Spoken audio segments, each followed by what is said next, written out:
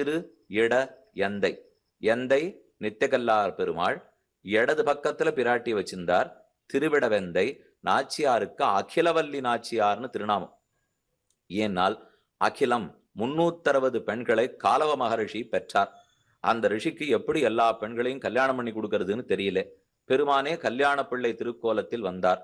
உம்ம ஓரொரு பெண்ணையும் ஓரொரு நாள்ல கல்யாணம் பண்ணிக்கிறேன் என்னும் முதல் நாள்லேருந்து வருஷம் முழுக்க கல்யாணம் பண்ணிட்டார். அதனால அவருக்கு நித்திய கல்யாண பெருமாள்னு திருநாமம். கடைசி நாள் ரிஷிக்கு என்ன வேணும்னு மாப்பிள்ளை கேட்டார்.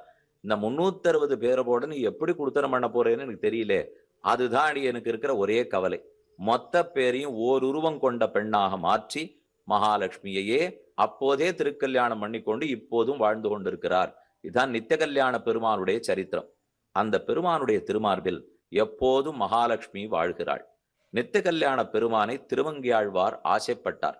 திருமங்கையாழ்வாருக்கு நாயிகா பாவம், பரகால நாயகி. நம்மாழ்வாருக்கு நாயிகா பாவம் தான் பராங்குஷ நாயகி. திருமங்கையாழ்வாருக்கு நாயிகா பாவம் கொடுத்துனா பரகால நாயகி. ஆச்சரியமான பெரிய திருமொழி 1084 போஷரங்கள். அதுல 10 போஷரங்களாலே திருவிடவந்தை நித்திய கல்யாண பெருமாளுக்கு மங்களாசாசனம் என்றார். பெண் பரகால நாயகி கல்யாண பெருமானை வராக பெருமானை விரும்பினாள். தாயாருக்கோ அது பிடித்தமில்லை. எப்படியாவது திருமங்கையாழ்வாரே அவரை சேவிக்க பண்ணிட்டு ஏற்கனவே கல்யாணமானவர்ங்கிறத சொல்லி அதனால இனிமே நீ ஆசைப்படாதேன்னு மறுத்துடணும். இது தாயாருக்கு எண்ணம். அதனால தன் பெண்ணை கூப்பிட்டு, நீ போய் ஒரு தரம் திருவிடவந்த சேவிச்சுட்டு வா.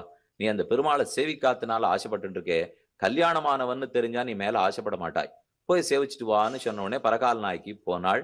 பெருமானை சேவித்தால் அகிலவல்லி தாயாரையும் சேவிச்சு திருமார்பில் இருக்கிற நாச்சியாரையும் சேவிச்சுனுட்டா. திரும்ப வந்தவுடனே, இனிமே தாய்மாரே நீங்கள் பார்த்து கல்யாணத்துக்கு நாள் குறிக்கலாம் அப்படின்னு ரொம்ப ஆணித்தரமா சொன்னா. ஏற்கனவே வானு காதல்ங்கிறதோட நின்னது, இப்ப கல்யாணத்துக்கே தயாராட்டா பெண்ணு. அப்போ அம்மா சந்தேகம் வந்து கிட்டக்க கூப்பிட்டு கேட்கிறா, நன்னத்தானே சேவிச்சே, பெருமானுடைய திருமார்பல உற்று நோக்கினியோ இல்லையோ, நித்திய கல்யாண பெருமாள் திருமார்பல பிராட்டி இருந்திருப்பளே, மகாலட்சுமியை சேவிச்சியா, அப்படியுமா என்ன நீ ஆசை கொண்டிருக்காய்? அப்ப திருமங்கையாழ்வார் பதில் சொல்றார். திவழும் வெண்மதி போல் திருமகத் தறிவை செழுங்கடல் அமுதினில் பிறந்த அவளும் நின் ஆகத்திருப்பது மறிந்தும் ஆகிலும் ஆசை விடாளாள். குவளையங்கண்ணி கொல்லியம்பாவை நின் தாழ் நயந்திருந்த இவளைச் சொல்லு, உன்மனத்தால் என் நினைந்திருந்தாய் இடவெந்த எந்த பிரானே. திருவிடவந்தேலே சேவை சாதிக்கும் பிரானே, உன்மனத்தால் என்ன நினைந்திருந்தாய்? இந்த பெண்ணை கல்யாணம் பண்ணிக்க போறதா நினைச்சிருக்கியா இல்லையா என்று தாயார் பெருமானை கேட்டு அவனை பார்த்து கேட்கிற போஷரம். போஷரம் எப்படி போறதுன்னா, திருவிடவந்த பெருமானை என் பெண்ணு சேவிச்சுட்டு வந்தா, வந்ததுலேருந்து இன்னும் மோகம் அதிகமா போச்சு. ஏனெனில் திவழும் வெண்மதி போல் திருமுகத்து அறிவை செழுங்கடல் அமுதினில் பிறந்த, நீண்ட திருப்பார்கடல்ல பிறந்த மகாலட்சுமி தாயார் செழுங்கடல் அமுதிலில் பிறந்த அவளும் லக்ஷ்மி தேவியும் நின் நாகத்திருப்பது அறிந்தும் உன் திருமார்ப விட்டு விலகாமல் இருக்கிறாள்ங்கிறத தெரிந்தும் ஆகிலும் ஆசை விடாளால். ஆனாலும் இவளுக்கு அதுல ஆசை போல எப்போதும் சேவிச்சுருக்கணும், அந்த பெருமான கல்யாணம் பண்ணிக்கணும் தான் ஆசைப்படுகிறாள். ஏன்னு தாயார் பெண்ணை பார்த்து கேட்கிறா. கல்யாணமானவன்னு தெரிஞ்சு இன்னும் ஆசைப்படுறீனால்? அதுக்கு பொண்ணு சொன்ன பதில், ஏற்கனவே வாவது என்னை பத்தி பேசி சேர்த்து வைக்கிறதுக்கு ஆள் கிடையாதுன்னு நினைச்சிருந்தேன். எப்ப திருமார்பில் இருக்கிற மகாலட்சுமியை சேவிச்சிட்டேனோ இனிமே நிச்சயமா போச்சு. எந்த பெண் வந்தாலும் பெருமானோடைய கல்யாணம் பண்ணி வைக்கிறதுக்கு அவள் தயாராக இருக்கிறாள். அப்போ மனைவி ஸ்தானத்தை பிராட்டி மட்டுமா வச்சுக்கிறா? வந்திருக்கிற ஒரு பெண்ணுக்கும் கொடுக்கறதுக்கு தயாரா இருக்காளோ இல்லையோ? எந்த ஒரு மனைவியும் இசையாத ஒன்று. யாரும் எந்த பெண்ணு இதை ஒத்துக்கு போறதில்லை. ஆனா மகாலட்சுமி தாயார் தன்னோட சமமாக பெருமானை அனுபவிப்பதற்கு ஏற்றுக்கொள்ளுகிறார். எப்ப பிராட்டி பக்கத்துல இருக்காளோ எனக்கு உறுதியாயிடுத்து, இனிமே திருவிடவந்த பெருமாளோட கல்யாணம் தடுக்கவே முடியாது. என்ன திருமங்கையாழ்வார் பாசுரம், அவளும் நின் நாகத்திருப்பது மறிந்தும் ஆகிலும் ஆசை விடாளால். இந்த பெண்ணுக்கு அப்படி ஆசை போல, குவளையங்கண்ணி கொல்லியம் பாவை நின் தாழ் நயந்திருந்த இவளை சொல்லு. அப்ப அந்த பாசுரத்திலிருந்து பிராட்டி நம்ம அனைவருக்கும் தன்னோட சமமான ஸ்தானத்தை கொடுக்கிறாள். அவள் தர்மபத்னியில் இருந்தாள் பட்ட மகிழ்ச்சினா நம்மளையும் பட்ட மகிழ்ச்சி ஆக்குறாள். எப்போதும் இப்ப 2 விஷயம் பாருங்க. நாம பெருமான சேவிக்கிறதுக்கு போறோம், சரணாகதி பண்ண போறோம். அப்ப பிராட்டியினுடைய ஸ்தானம் என்ன? சரணாகதி முடிந்த பிற்பாடு என்ன பலம் வேணும்னு பெருமாள் கேட்கிறார். அப்ப பலத்தை கைங்கரியம் வேணும்னு பிரார்த்திக்கிறோம், கைங்கரியம் பண்ண ஆரம்பிக்கிறோம். அப்ப பிராட்டியினுடைய ஸ்தானம் என்ன? இந்த 2 இடத்திலையும் தன் நிலையே மகாலட்சுமி மாற்றி கொள்ளுகிறாள். நாம சரணாகதி பண்ண போகும்போது அவள் புருஷகாரமாக இருக்கிறாள். சரணாகதி முடிஞ்சு கைங்கரியத்தை பிரார்த்திக்கிறோம் பாருங்க. முதல்ல சரணம்னு போறோம், பிராட்டி ஏத்துக்கணும். முதல்ல பிராட்டியின் இடத்துல சரணாதி பண்ணிட்டு, பெருமானே உறுதியாக நீயே உபாயம், இந்த உறுதிய பிராட்டி தான் நமக்கு கொடுக்க வேண்டும், பெற்றுக்கிறோம். பகவானிடத்தில் சரணாகதி பண்ணும்போது அதற்கு முன்பாக பிராட்டியின் இடத்துல சரணாகதி பண்ணி, இனி அடுத்தது பெருமாள் கண்டிப்பா பலத்தை கொடுப்பார் என்கிற உறுதியை வாங்கி நடுறோம். உறுதி பெற்ற பிற்பாடு பெருமானிடத்தில் சரணாகதி பண்றோம். உனக்கு என்ன பலம் வேணும்னு கேட்கிறார். ஏன்னா சரணாகதி எந்த பலத்தை வேணும்னாலும் கொடுக்கும். தர்மபுத்திரன் யுதிஷ்டிரன் சரணாகதி பண்ணது ராஜ்யம் திரும்ப கிடைக்கணுங்கிறதுக்காக. திரௌபதி சரணாகதி அனுஷ்டித்தது புடவ வேணுங்கிறதுக்காக. உத்தரை சரணாகதி பண்ணது தன் வயத்தில் இருக்கிற கர்ப்பம் காப்பாற்றப்பட வேணுங்கிறதுக்காக. இப்படி ஒத்தொத்தர் ஒன்னொன்னுத்துக்காக சரணாகதி. நாம இது எதற்காகவும் பண்ணல, நமக்கு கைங்கரியம் வேணுங்கிறதுக்காக பெருமானிடத்துல சரணாகதி பண்ணிட்டோம். பெருமாளும் கைங்கரியத்தை கொடுத்துட்டார். அதற்கப்புறம் பிராட்டியின் ஸ்தானம் என்ன? இதுகாரும் பிராட்டினுடைய ஸ்தானம் பெருமானை விட ஒரு படி கீழே. இவளை பற்றுகிறோம், இவள் அவனிடத்தில் சிபாரிசு பண்ணினாள். யார்தான் குற்றம் புரியாதவர்கள்? குற்றம் புரியாதவர்களுக்கு நீர் அனுகிரகிக்கணும்னால் உமக்கு ஆள் கிடைக்க போவதில்லை என்று கூறி சிபாரிசு பண்ணார். அவளுக்காக பெருமானும் ஏத்துனுட்டார். பெருமான் வெந்நீரை போல கொதிச்சுருக்கார், பிராட்டி தண்ணீரை போலே அவனை குளிர்விக்கிறாள். சரி, வெந்நீர் ஆத்தறதுக்கு தண்ணீர் வேணும். அடுத்து தண்ணீரா இருக்காளோ நாச்சியார், அவளை பற்றுவதற்கு வேற யாரான புருஷகாரம் வேணுமா? பெருமானை பற்றுவதற்கு பிராட்டி வேணும். அப்ப பிராட்டியினுடைய சீற்றத்தை போக்குறதுக்கு வேற யாரையான பத்தனமானால் வெந்நீருக்குத்தான் தண்ணீர் வேண்டும். தண்ணீர் ஏற்கனவே குளிர்ந்து தானே இருக்கு, அதை ஆத்தறதுக்கு இன்னொரு தண்ணீர் தேவையில்லை. பிராட்டி எப்போதும் அனுகிரகத்தோடு இருக்கிறபடியால், குளிர்ந்தே இருக்கிறபடியால் அவள் பெருமானை ஆற்றுவாள். அவளை ஆற்ற யாரும் தேவையில்லை. அப்ப நாம் சரணாகதி பண்ணும்போது ஒரு படி கீழே நின்று நம்ம விஷயத்தை சிபாரிசு பண்ணிவிடுறாள். பெருமானிடத்துல கைங்கரியத்தை கேட்டு பெற்றுனுட்டோம். இதுக்கப்புறமும் ஒருவேளை ஒரு படி கீழே நின்று கொண்டே கைங்கரியத்தை ஏற்றுப்படானால், சரணாகதி முடிஞ்சு போச்சுனால் அடுத்து பெருமானோட ஒரே சிங்காதனத்தில் அருகில் அமர்கிறாள். இருவருக்குமாக சேர்ந்துதான் நாம கைங்கரியம் பண்ணுகிறோம். அப்ப கைங்கரியம் பண்ணும்போது சமமாக அமர்ந்து கொள்ளுவாள். சரணாகதி பண்ணும்போது ஓர் நிலை கீழே இருந்து புருஷகாரம் பண்ணுவாள். நாம கைங்கரியம் பண்றச்சே தன்னோட சமமான ஆனந்தத்தை நமக்கும் கொடுக்கிறாள். ஒரு ஆச்சரியமான விஷயம். பெருமானையும் பிராட்டியும் பற்றினோம், கைங்கரியம் வேணும்னு கேட்டுண்டோம், கைங்கரியம் புரிகிறோம், வைகுந்தத்தை அடைந்தோம், கைங்கரியம் பண்ணிட்டு இருக்கோம். அங்க போன பிற்பாடும் 3 பேருக்கு ஆனந்தத்துல வித்தியாசமே இருக்காதான். பெருமாளுக்கும் தாயாருக்கும் நமக்கும் 3 பேருக்கு ஆனந்தத்துல வேறுபாடு இல்லாமல், இதைத்தான் பரமசாமியாபத்தி மோட்சம்னு சொல்லுவார்கள், சமமான ஆனந்தம். இதுக்குன்னு வால்மீகி ராமாயணத்துல ஒரு ஸ்லோகம், தேவனேன வனங்கத்வார் அமமானா வனேத்திரையாக. சீதையை முன்னிட்டு கொண்டு ராமனிடத்தில் லக்ஷ்மணன் சரணாகதி பண்ணி கைங்கரியத்தை வாங்கினுட்டார். சரி, லக்ஷ்மணா என்ன கைங்கரியம் வேணுமோ பண்ணுனுட்டார். பரணசாலை அமைத்தல், இக்கரையிலிருந்து அக்கறைக்கு போறதுக்கு ஓடம் கட்டுதல், ஆங்காங்கு காய் கனிகளை பறித்து கொண்டு வருதல், ராமனுக்கு ஒத்தரால ஆபத்து வராமல் பாதுகாத்தல், எல்லாம் லக்ஷ்மணன் பண்ணும் கைங்கரியம். யார் வந்தாலும் அவர்களுடைய பேசுதல், ரிஷிகளை ஆசிரியித்தல், அவர்களிடத்தில் உபதேசம் வாங்கி கொள்ளுதல், இதெல்லாம் ராமன் செய்து கொண்டு வந்த திருப்பணிகள். ராமன் யாரை ரட்சிக்க போனாலும் கூடவே இருந்து உதவுதல், இது சீதை ஏற்றுக்கொண்ட திருப்பணி. 3 பேருக்கும் வெவ்வேறு வேலை, 3 பேருடைய ஸ்தானமே வேற. ஆனா வால்மீகி சொல்றார் 3 பேருக்கு ஆனந்தம் சமமா இருந்ததுங்கிறார். நம்மால இது கொஞ்சம் நம்ப முடியறதா? பகவானுக்கு எவ்வளவு ஆனந்தமோ நமக்கு அத்தனை ஆனந்தம், பிராட்டிக்கு எத்தனை ஆனந்தமோ நமக்கு அத்தனை ஆனந்தம். ஆனந்தத்துல குறவே இல்லை.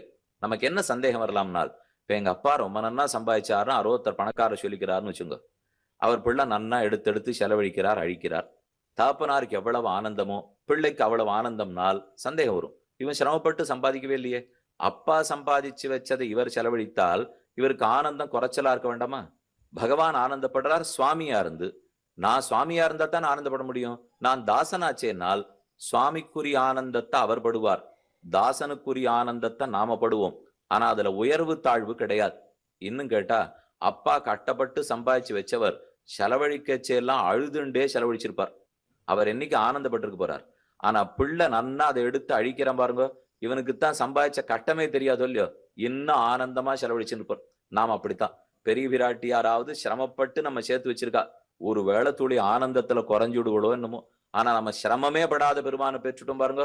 ஆனந்தத்துல தாரதமியமே இல்லாமல் பிராட்டிக்கு இருக்கிற ஆனந்தம் எவ்வளவோ அவள் பெருமானை எத்தனை தூரம் அனுபவிக்கிறாளோ அத்தனை தூரம் நம்மையும் அனுபவிப்பிக்கிறாள். அது பிராட்டிக்கு இருக்கிற தனி சிறப்பு. அதனாலதான் திருமங்கையாழ்வார் திருவிடவந்த நாச்சியாரை சேவிச்சுட்டு இனிமே நம்ம பெருமானோட சேர்த்து வைக்கிறேன்னு நாச்சியார் சொல்லிட்டா நமக்கு கவலையே இல்லை. இப்ப 3ன்னு கீழே சொன்னேனே, எந்த 3? அதுக்கப்புறம் 6ன்னு சொன்னேனே, எந்த 6? ஓம்கரத்திலேருந்து ஒரு பண்பு, நமஹாங்கரத்திலேருந்து ஒரு பண்பு, நாராயணாயாங்கரத்திலேருந்து ஒரு பண்பு, 3 ஆகாரங்கள். இந்த 3 ஆகாரங்களும் அரவிந்த நாயகியாகிற பெருந்தேவி தாயாருக்கு உண்டு. ஆகாரத்திரய சம்பன்னாம் அரவிந்த நிவாசினீம் அசேஷ ஜெகதீசித்ரீம் வந்தே வரதவல்லபாம். ஓம்காரம் பிரணவத்திலேந்து நாம தெரிஞ்சுக்கிறது, அவன் ஒருத்தனே சேஷி, நாம் எல்லாரும் அவனுக்கு சேஷர்கள். அனன்யார்க சேஷத்துவம். இந்த சப்தங்கள்லாம் நீங்க வேணும்னா குறிச்சு நடுங்க. ஒரு 3, 6ன்னு சொல்லியிருக்கேனோ இல்லையோ, அதுக்கப்புறம் போனப்புறம் ஏதோ 3, 6ன்னு சொன்னார். என்ன 3 சொன்னார், என்ன 6 சொன்னார்னு தெரியாது போடும். யாருக்கோ இருக்கிற 3, 6 அப்படின்னு சொல்லிட்டு இருக்கல, நமக்கு கிடைக்க போற 3, 6 சொல்லிட்டு இருக்கேன். பெரிய பிராட்டியாருக்கு நமக்கும் ஒப்புமை உண்டனால் இந்த 3ல உண்டு, அந்த 6ல உண்டு. அனன்யார்க்க சேஷத்துவம், அனன்ய சரணத்துவம், அனன்ய போக்கியத்துவம். இந்த 3 ஓம்ங்கிற பிரணவத்திலிருந்து அ உ ம என்ன 3ஆ பிரியும். ஆங்கிறது பரமாத்மாவை சொல்லும், மாங்கிறது ஜீவாத்மாவை சொல்லும். பரமாத்மாவுக்கு ஜீவாத்மா அடிமை. அப்புறம் நடுவுல ஊருக்கு பாருங்க, பரமாத்மாவுக்கே அடிமை. அவனை தவிர இவன் ஆருக்கும் அடிமையாக மாட்டான். எங்கோ கைகட்டி 6 இடத்துலயோ சம்பளம் வாங்கினால் அது நம்ம ஸ்வரூபத்துக்கு நேர் முரண். நாம எதுக்கு எங்கேயும் வேலைக்கு போகக்கூடாதுன்னு சொல்றா. நான் இப்ப சொல்றதை பார்த்து நீங்க எல்லாம் அதிர்ச்சி அடையக்கூடாது. ஒரு பக்தனாக இருந்தால் பெருமானுடைய கைங்கரியத்துல தான் இருக்கணுமே தவிர அவன் வெளியில யாரிடத்திலோ ஏதோ லௌகிக வியாபாரம் பார்த்து கைகட்டி சம்பளம் வாங்கக்கூடாது. நாம இப்ப பிரபன்னர்களா சரணாகதர்களா ஆயிட்டோமா, அப்புறம் அவர்கிட்ட வழக்கு. அவருக்கு எவ்வளவு நேரம் செலவழிக்கிறோம், மத்ததுக்கு எவ்வளவு நேரம் செலவழிக்க போறோம். நிறைய நேரம் மற்ற விஷயத்துக்கு செலவழிச்சுட்டு குறைச்சலான நேரத்தை அவருக்காக செலவழிக்கணும். மாரணம்ங்கிறது சாஸ்திரம். நிறைய நேரத்தை அவர் தியானத்துல செலவழிச்சுட்டு குறைச்சலான நேரத்தை ஏதோ உண்டியே உடையேன்னு வாழ்ந்தாக வேண்டியிருக்கோ இல்லையோ, அதற்காக செலவழித்துக் கொள்ள வேண்டும். இதுல இப்பதான் கல்யாணம் ஆயிருக்கு, இல்ல 30, 40 வயசாச்சு, குழந்தைகள்லாம் காப்பாத்தணுங்கிற பொறுப்பு இருக்கிறவா கூட சரி. ஆனா எல்லா பொறுப்பும் முடிஞ்சு போச்சு. ஆனா அதுக்கப்புறம் வேலைக்கு போகணும்னு சிரமப்பட்டுட்டே இருக்கும் பாருங்க. அப்பதான் பெருமான் திருவுள்ள ரொம்ப நொந்து போறார். இவ்வளவு நாள் பண்ணிவிட்டியே, இதுக்கப்புறமான என் கைக்கிறத்தை ஏதானு பண்ணக்கூடாதா? பண்ணாம விட்டுடுறோம் இல்லையோ. அப்ப முதல்ல தெரிஞ்சுக்க வேண்டியது அனன்யார்க்க சேஷத்துவம். அவனை தவிர மத்த ஆருக்கும் ஆட்படாத தன்மை. இது பிராட்டி கொண்டு நம்ம ஒத்தொத்தருக்கும் உண்டு. இப்ப நீங்க சொல்ற எல்லாத்தையும் ஒரு நிமிஷம் யோசிச்சு பாருங்க. இது என்ன அவளுக்கு மட்டும் சொத்தான்னு இல்லை, அவள் அந்த சொத்தை நமக்கும் தர்றதுக்கு தயாராத்தான் இருக்கா. பெருமான் ஒருத்தனுக்கே நான் அடிமை, அனன்யார்க்க சேஷத்துவம். ஓம்கரத்திலேருந்து தெரிஞ்சிட்டோம். நமஹா 2வது சப்தம். எனக்கு நான் அல்லேன், எனக்குரியவன் அல்லேன், அடியேன் உனக்குரியவன். மகா மு ந எனக்கு உரியவன் அல்லேன். அப்ப தேவரீரே உபாயம், உம்ம திருவடிகளே தஞ்சம், உம்ம திருவடிகளே புகழ். இதுக்கு அனன்யார்க்க சரணத்துவம்னு பேர். முதல்ல அனன்யார்க்க சேஷத்துவம், அவனை தவிர மத்தாருக்கும் அடிமையாக மாட்டேன். அடுத்த அனன்ய சரணத்துவம், அவர் திருவடியைத் தவிர மத்த ஒன்றும் எனக்கு தஞ்சமாகாது. என்னை நானும் காத்து கொள்ள முடியாது, என்னை மற்ற பேரும் காப்பதற்கு இயலாது. என்னை காக்க வேண்டியவன் பெருமானே. இத பிராட்டியும் சொல்றா, இதை நாமும் ஒத்தொத்தரும் சொல்ல வேண்டியதுதான். அனன்ய சரணத்துவம். அடுத்த அனன்ய போக்கியத்துவம். நாராயணாயாங்கிற 3வது சப்தத்தால் ஐஸ்வர்யத்தை அனுபவிக்கணுமா, கைவல்யத்தை அனுபவிக்கணுமா? கண்டு கேட்டு உத்து மோந்து உண்டு உடலும் கண்ணு காது மூக்கனுடைய அனுபவம் மனத்தாலும் ஆத்மாவாலும் பகவானையே அனுபவிக்க வேண்டும். அப்ப இனிமையான பொருள், அனுபவிக்கப்பட வேண்டிய பொருள் பகவானே. இதத்தான் அனன்ய போக்கியத்துவம். போக்கியத்துவம்னா போக்கிய பொருளை அனுபவித்தல். சந்தனம் போக்கிய பொருள், நாம சந்தனத்தை பூசிக்கிறோம். மாலை போக்கிய பொருள், மாலையை போட்டுக்கிறோம். சக்கர பொங்கல் போக்கிய பொருள், சாப்பிட்டு அனுபவிக்கிறோம். ஏதோ நாடக காட்சி போக்கிய பொருள், பார்த்து அனுபவிக்கிறோம். இது எதுவும் போக்கியம் அல்ல, பெருமானே போக்கியம்.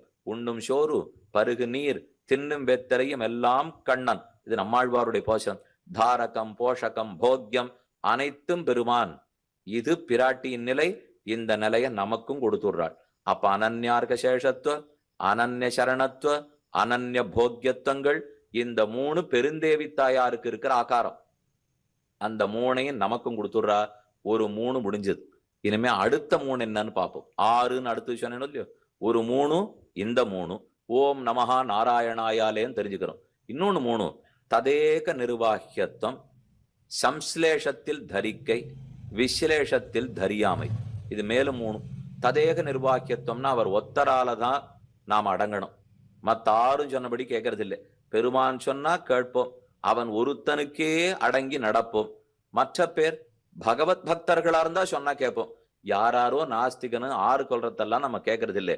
அப்ப அவன் ஒருத்தனாலேயே நிர்வகிக்கப்படும் தன்மை. அவனுக்கு பிடிச்சதை மட்டும் பண்றது, அவனுக்கு பிடிக்காத எல்லாத்தையும் விட்டுடுறது. அவனுக்கு பிடிச்சதா இருந்தா அந்த காரியத்தில் ஈடுபடுவோம். இதத்தான் ஆனுகூல்யச சங்கல்பகான்னு சொல்லுவார்கள். ஒரு சரணாகத்தன்னாலே பகவானுக்கு பிடித்ததை மட்டும் செயல்பட வேண்டும், பிடிக்காதிலிருந்து விலகிவிட வேண்டும். அதனால ததேக நிர்வாகியத்துவம், சம்ஸ்லேஷத்தில் தரிக்கை, பிராட்டிக்கு பெருமானோட கூடியிருந்தா தான் உயிர் வாழ்வாள். விஸ்லேஷத்தில் தரியாமை, பிரிஞ்சுட்டா உயிரே வாழமாட்டாள். இந்த நிலை நமக்கு வரணும் இல்லையோ. அவனோட சேர்ந்திருந்தா வாழ்ச்சி, அவனை விட்டு பிரிந்தோம்னா தாழ்ச்சி. தாழ்ச்சி மற்றெங்கும் தவிர்ந்து நின் தாளினக் கீழ் வாழ்ச்சி, யான் சேரும் வகையுருளாய் வந்தேன் ஆழ்வாருடைய போஷம். பெருமானுடைய திருவடிக்கு கீழே அவருடைய வட்டத்துக்குள்ள இருந்தோம்னா வாழ்ச்சியாம். வட்டத்திலேருந்து துளி வெளியில போனோம்னா வெயில் தாங்காது. இப்போ உள்ள உட்காந்துருக்கும், ஏதோ குழு குழு வசதி போட்டு வச்சிருக்கா, நல்லா இருக்கு. இதே சட்டுன்னு வெளியில போனோம்னா எப்படி இருக்கு, என்னமா வெப்பம், பகல் முழுத எப்படி கொதிக்கிறதுங்கிற மொழியோ. எல்லாரும் ஒரு நிமிஷம் யோசிச்சு பாருங்க. பெருமான் சன்னிதானத்துக்கு பக்கத்துல இருக்கிறச்சே குழு குழுன்னு இருக்கு, சம்சாரத்துல நிக்கச்சேவே கொதிக்கிறது. இப்படி நம்ம யாரான்னு சொல்லிக்கிறோமா? வெளியில போறச்சே மத்தியானத்துல வெயில் கொதிச்சது, உள்ள வந்த உடனே குழு குழு நன்னா இருக்கு. இந்த கொதிப்புக்கும் இந்த குளிர்ச்சிக்கும் வித்தியாசம் தெரியுது. ஆனா ஆழ்வார்களுக்கு இந்த வேறுபாடு தெரிஞ்சது. சம்சாரத்துல வாழ்ந்தாலே கொதிக்கிறது, பெருமானுடைய திருவடிகள்ல இருந்தா தான் குளிர்ந்திருக்கு. தாழ்ச்சி மற்றெங்கும் தவிர்ந்து நின் தாளன கீழ் வாழ்ச்சி. யார் ஒருத்தனுக்கு அந்த கொதிப்பு வந்துடுறதோ அவன் உடனே சம்சாரத்தை துறக்கணும், மோட்சம் போகணும்னு ஆசைப்படுறான். நமக்கு இன்னும் அந்த கொதிப்பு வரலே, அதனால இன்னும் வாழ்வோம் இன்னும் வாழ்வோம் நினைச்சுட்டு இருக்கோம். சம்சாரத்தை பார்த்த உடனே நம்ம யாருக்கான்னு இப்ப வெறுக்கிறோமான்னு ஒண்ணும் இல்லையே. நன்னாத்தான் திரும்பி போறோம், எல்லாரையும் தான் பார்க்க போறோம், ஆஹா ஓஹோன்னு பேச போறோம், கட்டி தழுவிக்க போறோம், கை குலுக்க போறோம், நாளைக்கு என்ன நாளைக்கு என்னன்னு பண்ண போறோம். ஆனா சரணாகதனுக்கு மோட்சத்துல விருப்பம் இருக்கிறது இந்த எண்ணமே வராது. ஏன் இந்த பாம்புக்கு நடுவுல நான் வாழறேன், ஏன் இந்த விஷத்துக்கு நடுவுல இருக்கேன், ஏன் இந்த கடல்ல விழுந்து திக்கு முக்காடுறேன், இப்படித்தான் திரும்ப திரும்ப அவன் நினைப்பனே தவிர அவன் ஏதோ ஆனந்தமா இருக்கிறதா அவன் நினைப்பதே கிடையாது. அப்ப பெருமானோடைய சேர்ந்திருந்தால் ஆனந்தம், விட்டு பிரிந்தால் துக்கம். இந்த சீதையே ராமனிடத்துல தெரிவிக்கிறார். இது நம்ம ஒத்தொத்தருக்கும் வர வேண்டியது. ராமன் காட்டுக்கு புறப்பட்டுட்டார். சீதையை நீ நாட்டில் இரு, காடு சுடும். சீதை திரும்ப கேட்டாள், நின் பிரிவினும் சுடுமோ காடு, உன்னை விட்டு பிரிந்தான் நாடே சுடுமே ராமா, நீ என்ன காடு சுடும்னு சொல்றாய்? இல்ல நீ இரு, நான் போயிட்டு 14 வருஷத்தை சீக்கிரம் முடிச்சுன்னு வந்துடுறேன். என்ன பேசி பார்த்தாலும் ராமன் ஒத்துக்கிறதா இல்லை. கடைசியா சீதை பிரார்த்திக்கிறா, நரகம்னா என்ன சொர்க்கம்னா என்ன அர்த்தம் சொல்லிட்டு நீ புறப்பு போ. உங்ககிட்ட என்னென்னமோ மன்றாடி பார்த்துட்டு நீ கேட்கறதா இல்ல, சொர்க்க சப்தம் நரக சப்தம் ரெண்டே சொல், ரெண்டுத்துக்கு அர்த்தம் சொல்லு. ராமன் பெரிய பண்டிதன், வசிஷ்டர் இடத்துல 12 வருஷம் காலக்ஷேபம் பண்ணியிருக்காரோ இல்லையோ. நரகம்னா எங்க இருக்கும், எப்படி இருக்கும், என்ன உதவிடும் எல்லாத்தையும் சொன்னார். சொர்க்கம்னா எப்படி இருக்கும், என்ன ஆனந்தமா அனுபவிக்கலாம், ஆறாரெல்லாம் நமக்கு அனுபவம் கொடுப்பா சொன்னார். 1/2 மணி உபன்யாசம் முடிந்தது. தலைப்பு சொர்க்க நரக சப்தத்துக்கு அர்த்தம். 1/2 மணி ராமன் உபன்யாசம் முடிச்சுட்டார். அப்படியே பார்த்து இந்த சீதை கழுக்கென்று சிரித்தாள். இது என்ன இந்த நிலையில சீதை சிரிக்கிறே, நீ அப்ப நாட்டுல இருக்கிறதுக்கு ஒத்துணுட்டியோ இல்லையோ, நான் காட்டுக்கு போட்டோமோ இல்லையோம்னா, நீ சொர்க்க நரக சப்தத்துக்கு அர்த்தம் தெரிஞ்சா தெரியும்னு சொல்லியிருக்கணும், தெரியலன்னா தெரியலேன்னு சொல்லியிருக்கணும். தெரியாதத்தை தெரியும்னு ஆக்கிக்கிறது அசட்டுத்தனம் தெரியுமோ ராமா? ஒருத்தர் 3 மணி நேரம் கல்யாண ராகம் பாடினார், ராகம் முடிஞ்சு போச்சு. கடைசியிலும் ஒருத்தர் எழுந்து நின்று 3 மணி தோடி பாடினே ரொம்ப நன்னா இருந்தது, கொஞ்ச நாள் கல்யாணி பாடுங்கன்னு சொன்னா எப்படி இருக்கு? அப்ப இவர் கல்யாணியும் தெரியாது தோடியும் தெரியாதுன்னு அர்த்தம். ராமனுக்கு சொர்க்க சப்தத்துக்கு அர்த்தம் தெரியல, நரக சப்தத்துக்கு அர்த்தம் தெரியல. ஏன்னு விசாரித்தார். யஸ்வயா சஹச ஸ்வர்க நிரயோ யஸ்வயா வினா இது ஜானன் பராம் பிரீதிம் கச்சராம மயாசக. நீ முதல்ல யார் அபிப்பிராயத்தாலேன்னு கேட்டிருக்கணும் ராமா. ஸ்வர்க்கம் யாது நரகம் யாதுன்னு கேட்டால் யார் எண்ணத்தால் ஸ்வர்க்கம் யார் எண்ணத்தால் நரகம்னு கேட்டிருக்கணும். எல்லாருக்கும் சொர்க்க நரகம் ஒன்னா இருக்காதே, உனக்கு சொர்க்க நரகம் வேற எனக்கு சொர்க்க நரகம் வேற. என்ன கேட்டியானால் உன்னோட சேர்ந்திருந்தால் சொர்க்கம், உன்னை விட்டு பிரிந்தால் நரகம். யானறிந்த சொர்க்க நரகம் அவ்வளவே. இதை விட்டுட்டு இந்திரபட்னத்துக்கும் யமதர்மராஜன் பட்டணத்துக்கும் எனக்கு தெரியாது. நல்ல மார்கழி மாசம், ரொம்ப குளிர்ச்சி, எப்ப வேணா தொண்டையை கட்டிடும். அந்த சமயம் நல்ல பாடகர் ஒத்தரையோ உபன்யாசகர் ஒத்தரையோ பார்த்து உமக்கு எது சொர்க்கம் எது நரகம்னு கேட்டு பாருங்க.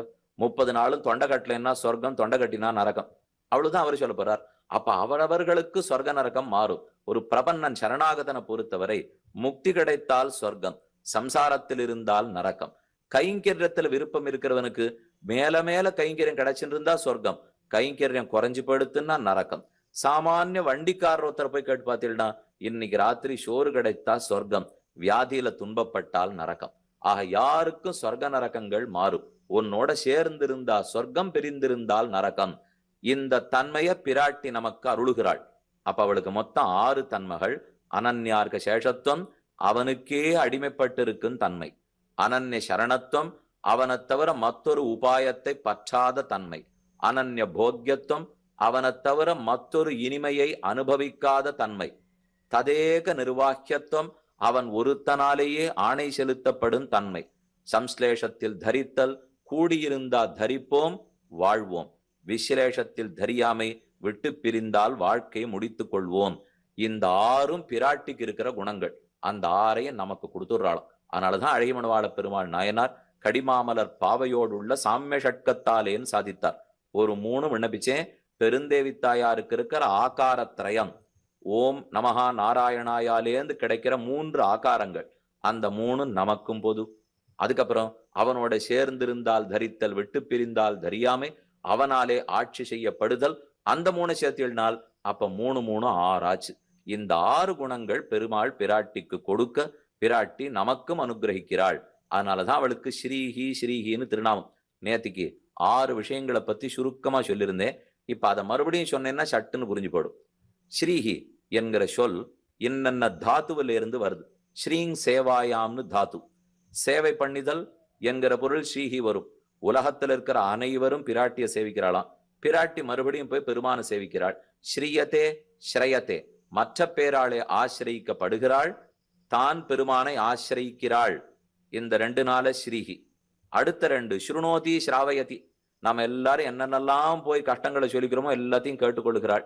ஸ்ராவயதி, பெருமானுடைய காதை திருப்பி இதை கேளுங்களே அப்படின்னு அவனையும் கேட்பிக்கிறாள்.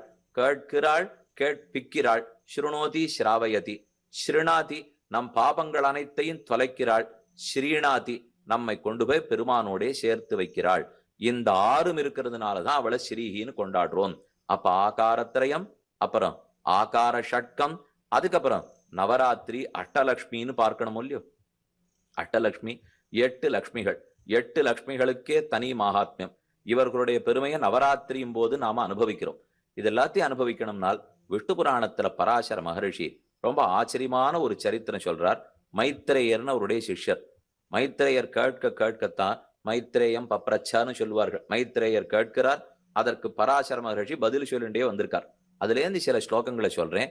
அந்த ஸ்லோகங்களோடு மகாலட்சுமியினுடைய மகாத்மியம் என்னான்னு பார்ப்போம். தேவௌ தாத்ரு விதாதாரௌ பிருகோஹோ க்யாதிர் அசூயத ஸ்ரீயஞ்ச தேவதேவஸ்ய பத்னி நாராயணஸ்யவா.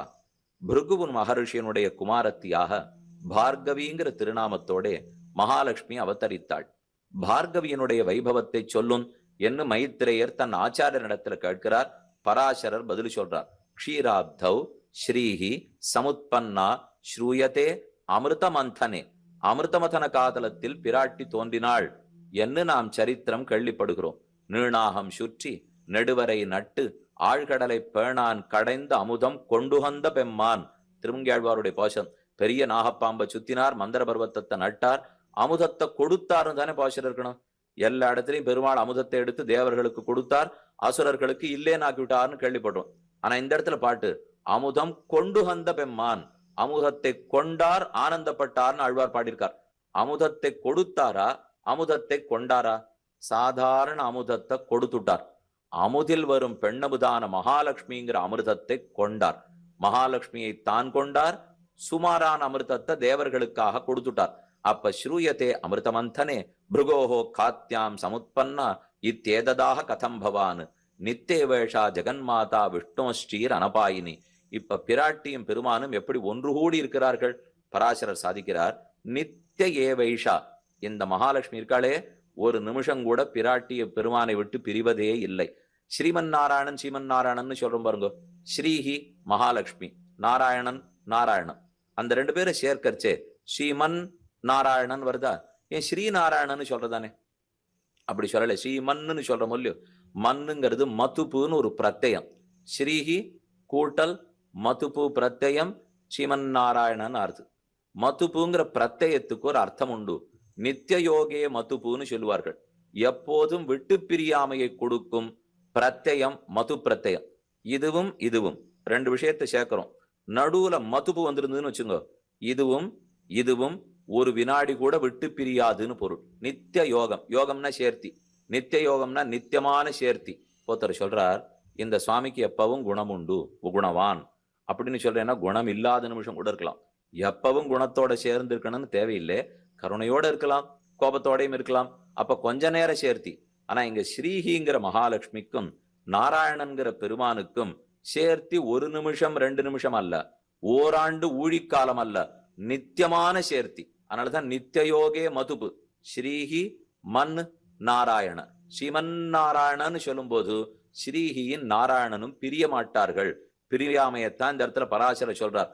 நித்தியவேஷா ஜெகன்மாதா விஷ்ணோஹோ ஸ்ரீஹி அனபாயினி. அபாயம் அனபாயம், அபாயம்னா பிரிவு, அனபாயம்னா பிரிவின்மை, அனபாயினா எப்போதும் பிரியாதவள், நித்தியமாக பிரியாதவள். இது அப்படியே தமிழ்ல பார்க்கணும்னா திருவேங்கடமுடையானுக்கு தான் பாசுரம். அகலகில்லேன் இறையுமென்னு அலர்மேல் மங்க உரமார்பா நிகரில் புகழாய் உலகம் முன்னுடையாய் என்னை ஆழ்வானே நிகரில் அமரர் முனிக்கணங்கள் விரும்பும் திருவேங்கடத்தானே புகழொன்னில்லா அடியேன் உன் அடிக்கீழ் அமர்ந்து புகுந்தேனேன்னு பாசுரம். இப்ப நாம பார்த்துட்டு இருக்கிறது திருப்பார்கடல்ல மகாலட்சுமி தோன்றினது. அதே போல ரொம்ப ஆச்சரியமான புஷ்கரணி ஊர்ல சேவைக்கு போறோம். பஞ்சமி தீர்த்த உற்சவங்கிறது பிரதான உற்சவம். அதாவது கார்த்திகை மாசத்து சுக்லபக்ஷத்து பஞ்சமி திதி. அதுலதான் இப்ப நாச்சியார் அந்த குளத்திலே தோன்றினாள். பத்மாவதி தாயார் பிறந்த கதை எல்லாரும் அறிந்ததுதான். ஆகாசராஜனுக்கு குமாரத்தியாக பிறந்தாள். அங்கேயே தவம் புரிந்தாள். கீழே இருந்து பெருமானுக்கு வேண்டிய சொத்தெல்லாம் நமக்கு அனுகிரகிக்க கீழே நம்ம சேவிக்கிறோம், நிறைய சொத்து வாங்கிக்கிறோம், மேல போய் பெருமாளை சேவிச்சு எல்லாத்தையும் உண்டியல்ல போட்டு வந்துடுறோம். அதுக்காகத்தான் கீழே அனுகிரகம் பண்ணிட்டே இருக்கா போல் இருக்கு. சொத்தையும் கொடுக்கிறாள், சொத்தை பெற்றும் கொள்ளுகிறாள். கீழே சேவிச்சுட்டு மேல போறோம். அந்த பத்மாவதி தாயார் திருவேங்கடவனுடைய திருமார்பை விட்டு விலகாமல் இருக்கிறாள். அகலகில்லேன் இறையும் அகலகில்லேன். இறையும்னா வினாடி பொழுது கூட. நித்திய வேஷான் இங்க இருக்கு. அனபாயினின்னு பராசர சொல்றார். அதை தமிழ்படுத்தினா இறையும் அகலகில்லேன். பராசர பட்டர் இடத்திலே நஞ்சியருங்கிற சிஷ்யர் போய் கேட்டாராம்.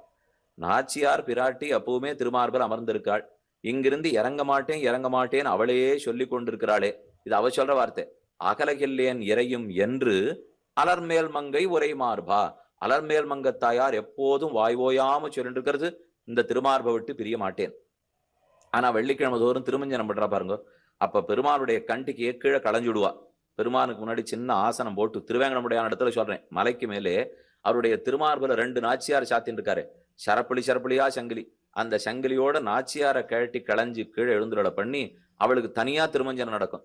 ராமானுஜர் தன்னுடைய காலத்துல மலைக்கு எழுந்துருள் இருந்தார். ஒரு நிமிஷம் கூட பிரிய மாட்டேன்னு சொன்ன பிராட்டிய நாம திருமஞ்சனம்ங்கிற பேர் வச்சுன்னு இப்படி பிரிச்சுட்டோமே, அவள் உள்ளம் எவ்வளவு தூரம் துன்பப்படும். பராசரரானா நித்திய வேஷா ஜெகன்மாதான்னு சொல்றார். அவளோ அகலகில்லே நிறையும்னு பாடுகிறாள். அப்போ ஒண்ணு செய்வோம், பிரிவாற்றாமைய தணிச்சுக்கணும் இல்லையோ. விரக தாபம், பெருமான பிரிந்த தாபம். அந்த தாபம் குறையறதுக்கு ஆண்டாள் என்ன செய்தாள்? நாச்சியார் திருமொழி பாடிதானே தாபத்தை குறைச்சின்றான். ஆகையால் இனி ஜீயர் சுவாமியும் அத்தியாபக சுவாமிகளும் வெள்ளிக்கிழமை திருமஞ்சனத்தும் போது நாச்சியார் திருமொழி சேவா காலம் பண்ண வேணும் என்று ராமானுஜர் 1000 வருஷத்துக்கு முன்னாடி ஏற்படுத்தி வச்சார். இப்பவும் திருமஞ்சனத்தும் போது நாச்சியார் திருமொழி சேவா காலம் நடைபெறும். அதை சேவித்தால் அந்த பத்மாவதி தாயாரும் மகாலட்சுமியுமே நாச்சியார் திருமொழி சொல்லி பெருமானிடத்திலேருந்து அந்த 1.5 மணி நாள் இறங்கி இருக்காளோ இல்லையோ, இறங்கி இருக்கிற ஆற்றாமைய தணிச்சுக்கிறா என்னதான் அந்த இடத்துல ஐதிஹ்யம். அகலகில்லேன் இறையும் அகலகில்லேன். நஞ்சியர் பட்டரிடத்துல கேட்டார். திருமார்புல பிராட்டி அமர்ந்திருக்கிறாள். இறங்கி போய் பார்த்துட்டு போறது ரொம்ப கஷ்டமா இருக்குன்னு தெரிஞ்சுண்டு திரும்பி வந்து உட்காண்டு இது நமக்கு ஆகாது, இனிமே போக மாட்டேன் அப்படின்னு சொல்றாளா, இல்ல திருமார்பை விட்டு இறங்காமலே அமர்ந்து சொல்ற வார்த்தையா? இப்ப இந்த கோட்டிக்கு பல பேர் வந்திருக்க முடியும். ஒரு சிலர் இன்னைக்கு பகல் மூடு முழுக்க வெயில்ல அல்லாடிப்பா. ஆனா பல பேர் நம்ம குழுவை விட்டு வெளியில போயிருக்கவே மாட்டோம். ஆனா 2 பேரும் சாயங்காலம் பேசிக்கிச்சே வெயில் கொடுமை என்று பேசிட்டோம். ஒருத்தர் வெயில்ல போகவே இல்லை, ஆனா வெயில் கொடுமைங்கிறார். இன்னொருத்தர் வெயில்ல போய் பட்டுட்டு வெயில் கொடுமைங்கிறார். இந்த 2 பேரை போலத்தான் இப்ப நாச்சியார் நிலைமை. இங்க அமர்ந்து இறங்கி போய் பார்த்துட்டு வந்து இறங்க மாட்டேங்கிறாளா, இல்ல இறங்காமலே இறங்க மாட்டேங்கிறாளா? அதுக்குத்தான் சுவாமி பராசர பட்டர் சாதித்தாரா, இது இறங்காமலே சொன்ன வார்த்தை. இறங்கி போய் பார்த்துட்டு வந்து சொன்ன வார்த்தை இல்லை. எப்பவானு மகாலட்சுமி இறங்கி போய் பார்த்துட்டு வந்தா இருக்க மாட்டேன்னு சொல்ல போறா. இறங்காமலே எப்போதும் திருமார்பில் எழுந்துருள் இருக்கிறாள்.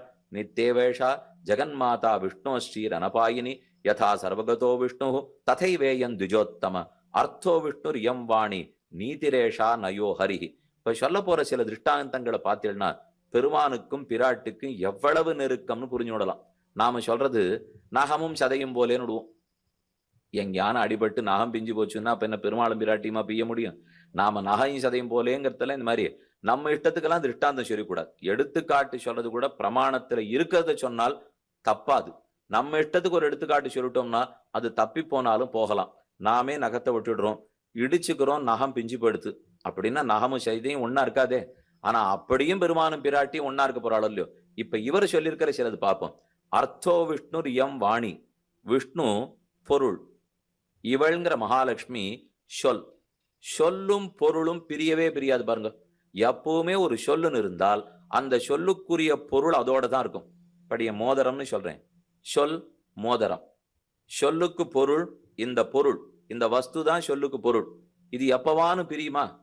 சுவாமி இந்த மோதிரத்தை உருக்கி சங்கிலியா மாத்திட்டோம்னா பிரிஞ்சுடுமேனால் அப்ப சங்கிலிங்கிற சொல்லுக்கு அது பொருளாயிடும், மோதிரம்ங்கிற சொல்லுக்கு அது பொருளா இருக்காது. ஆனா சங்கிலின்ற சொல்லுக்கு பொருள். மனோரஞ்சிதம் புஷ்பம், அந்த சொல்லு மாறும். மனோரஞ்சித பூ இன்னைக்கு இருக்கு, நாளைக்கு இருக்கு, நாளைக்கு படுது. அப்புறம் மனோரஞ்சிதம் இருக்குமா, வாடல் பூ பேர் மாறிப்படும். அப்ப எப்படி மாத்தினாலும் அந்தந்த சொல்லுக்குரிய பொருள் அத்தோட தான் ஓட்டிட்டு இருக்குமே தவிர சொல்லும் பொருளும் மாறவே மாறாது. ஆக திரு உரையாய் தான் பொருளாய் எப்போதும் இருக்கிறான். அர்த்தோ விட்டு வேதாந்த தேசிகன் சாதிக்கிறார்.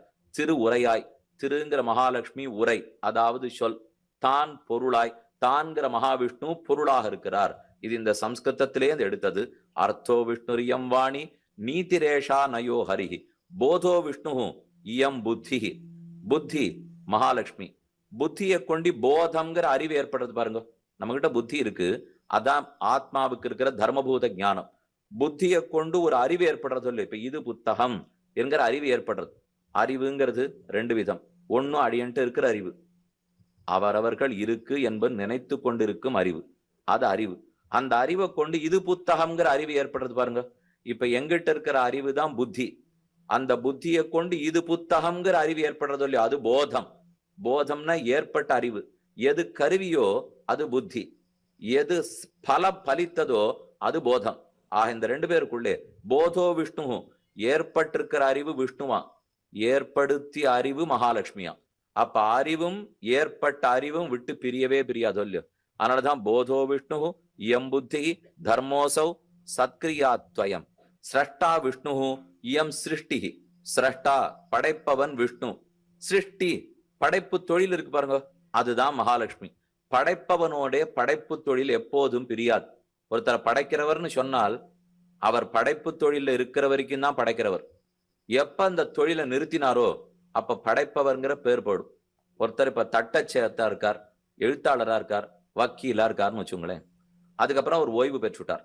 அதுக்கப்புறம் பேர் என்ன சொல்லுவா, வக்கீல்னு சொல்லுவா. ஓய்வு பெற்ற நீதிபதி, ஓய்வு பெற்ற வக்கீல். ஏன் அப்படி சொல்றாள்னால் அந்த சப்தமும் அந்த பொருளும் வேறுபடாது. இப்ப அவரு யாரான வக்கீல்னு சொன்னால் அப்ப ஆனா அவர் அந்த தொழில் செய்யல, அப்ப சொல்லும் பொருளும் பிரிஞ்சு போயிடும். அது பிரியாத இருக்கிறதுக்கு தான் ஓய்வு பெற்றான்னு சேர்த்துக்கிறோம். இல்ல வயதான, முன்னாள், ஏதோ ஒண்ணு ஏன் சேர்க்கிறோம்னால் சொல்லும் பொருளும் எப்பவும் பிரிஞ்சுடக்கூடாதுங்கிறதுக்காக. இப்ப மாம்பழமா இருந்தது, சருகா உழைஞ்சு போச்சு, அப்புறம் உரம் விடுவா. இப்ப மாம்பழமா இருக்கு, கொஞ்ச நாள் கழிச்சு போச்சுன்னு சொல்லிட்டுன்னா அதை நிலத்துல போட்டுற வேண்டியதான்.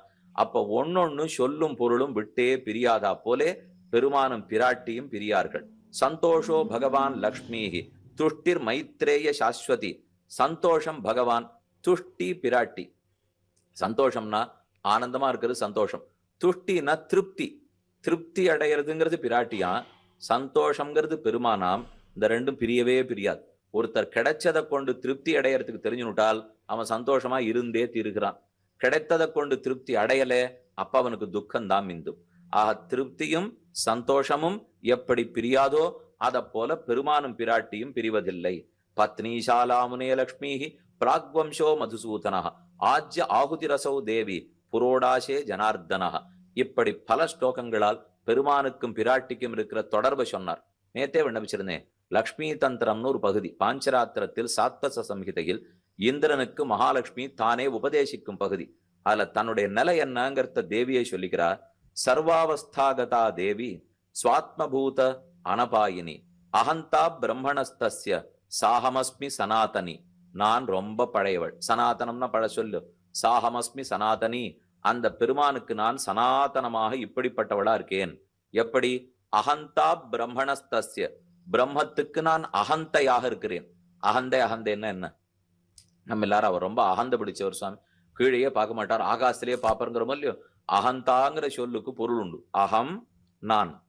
அகந்தா நான்கிற எண்ணம், நானாகிற தன்மை. அகந்த்வம் அகந்தா.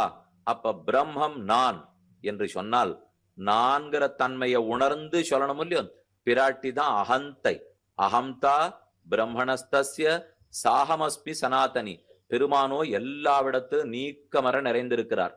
அவருடைய தர்மபத்னியாய் நான் அவனோடைய விட்டு பிரியாதவனாய் எல்லாவிடத்திலும் நிறைந்திருக்கிறேன். சர்வாவஸ்தாகதா தேவி ஸ்வாத்மபூத அனபாயினி. ஆத்மா ச சர்வபூதானாம் அகம் பூதா ஹரிஹி.